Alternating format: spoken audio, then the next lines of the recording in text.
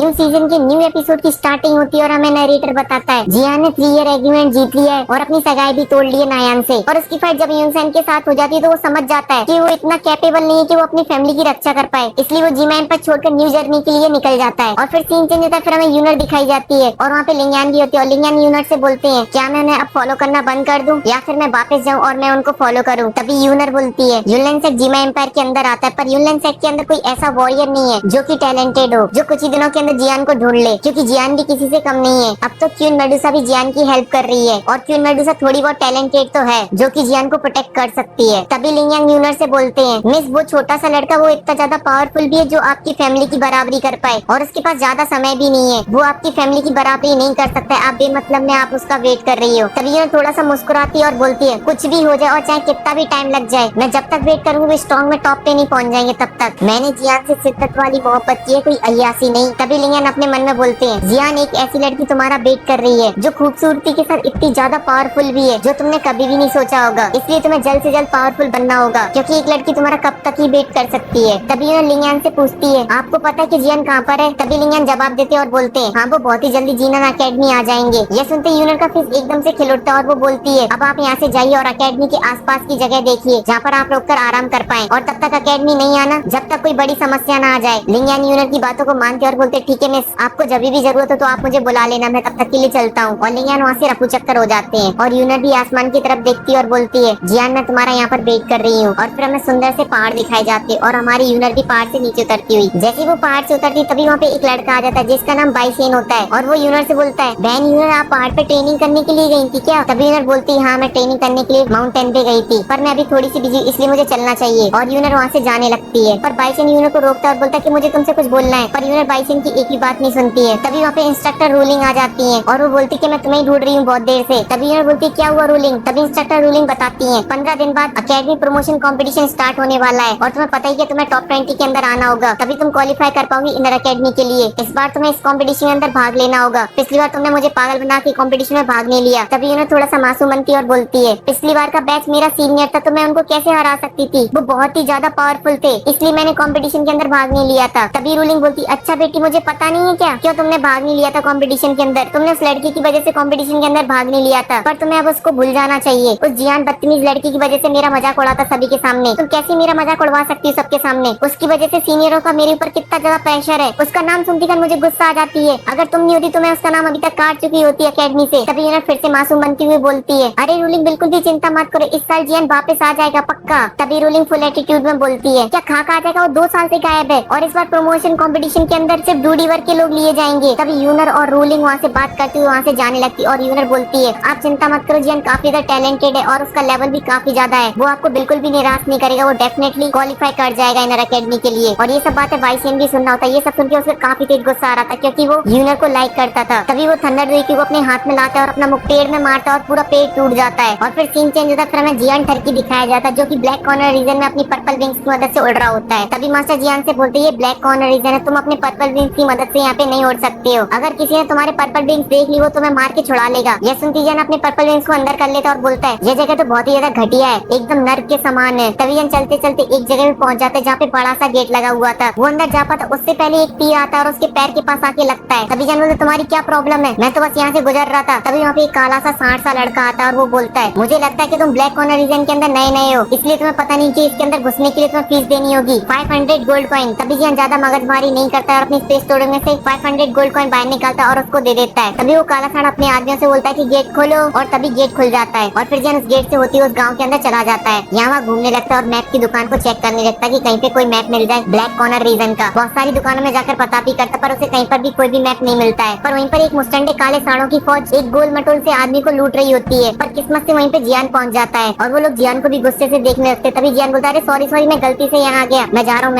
और जियान वहाँ से जाने लगता है। पर वो गैंग जियान को चारों तरफ से घेर लेती है और बोलती है कि बच्चे अब तू यहाँ से नहीं जा सकता है, जो कुछ भी है सब कुछ बाहर निकाल क्योंकि आज हमारी किस्मत साथ में आसमान पे चल रही है। ये सब बातें सुनकर जियान भी थोड़ा सा मुस्कुरा रहा होता है, अच्छा ऐसी बात है क्या। तभी एक काला मुस्टंडा अपनी तलवार लेकर जियान के ऊपर हमला कर देता है पर जियान उससे बहुत ही आसानी से बच जाता है और ये चैप्टर यहीं पे खत्म हो जाता है और इसका नेक्स्ट पार्ट बहुत ही जल्दी अपलोड हो जाएगा। उसके लिए आपको वीडियो पे 2 के लाइक कराने होंगे और 350 कमेंट तो कम से कम कराने होंगे और अपन मिलते हैं नेक्स्ट पार्ट में।